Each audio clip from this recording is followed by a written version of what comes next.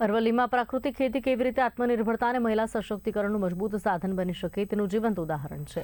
માલપુર તાલુકાના પરપોટિયા ગામની રેવા કોટવાલ, જેમણે વર્ષ 2019થી પ્રાકૃતિક ખેતી અપનાવી છે, પોતાના ઘરે બાંધેલ દેશી ગાયના છાણમાંથી તૈયાર કરેલ પ્રાકૃતિક ખાતરનો ઉપયોગ કરી ઘઉં સહિતના પાક પકવે છે। પ્રાકૃતિક ખેતીથી ઉગાડેલા ઘઉંની ગુણવત્તા એટલી ઉત્તમ છે કે 1000 રૂપિયા પ્રતિ મણના ભાવે વેચાય છે। રેવાબેન કહે છે કે અમારા વડવાઓ પ્રાકૃતિક ખેતીથી જીવન નિર્વાહ કરતા આજે જ પરંપરા અપનાવી અમે સફળતા મેળવી રહ્યા છીએ। આ સફળતા પાછળ ગુજરાત પ્રાકૃતિક કૃષિ વિકાસ બોર્ડ અરવલ્લીનો મહત્વનો સહયોગ છે। બોર્ડ દ્વારા તાલીમ, માર્ગદર્શન, સતત સહકાર મળતા જિલ્લામાં પ્રાકૃતિક ખેતીનો વ્યાપ વધ્યો છે। ખાસ કરી મહિલાઓ આ ક્ષેત્રે આગળ આવી રહી છે। રેવા કોટવાલ જેવી અનેક મહિલા આજે પ્રાકૃતિક ખેતી દ્વારા આર્થિક રીતે આત્મનિર્ભર, સમાજમાં સશક્ત અને સ્વસ્થ અન્ન ઉત્પાદનની દિશામાં મહત્વનું યોગદાન આપી રહી છે। હું પ્રાકૃતિક ખેતી 2019થી કરું છું અને અલગ અલગ શાકભાજી કરું છું।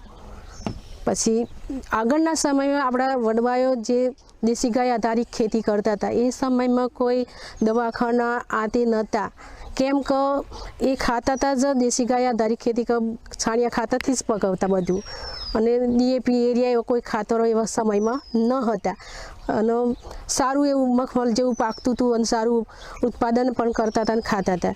અને અત્યારે શું છે કે આપણે વૈજ્ઞાનિકોએ ખાતરો કાઢ્યો, ડીએપી, એમપીકે ખાતરો બધો કાઢે, એટલે ખાતરો ખાવાથી, ખાતરોથી પકવેલું ખાવાથી અત્યારે ભાતના રોગો પણ પેદા થઈ ગયા છે, કેમ કે કેન્સર જેવા રોગો વધારે વધી રહ્યા છે, ડાયાબિટીસ આ તે બધું ઘણું બધું રોગો પેદા થઈ ગયા છે। એટલે જો કે અત્યારે અમે પ્રાકૃતિક ખેતી આ જે માહિતી આત્માધારા મળવામાં આવી ત્યારથી અમે આ પ્રાકૃતિક પણ ખેતી કરીએ છીએ। એમાં અમે દેશી ગાય આધારિત જ ખેતી કરીએ છીએ, ઝીરો બજેટ ખેતી કરીએ છીએ।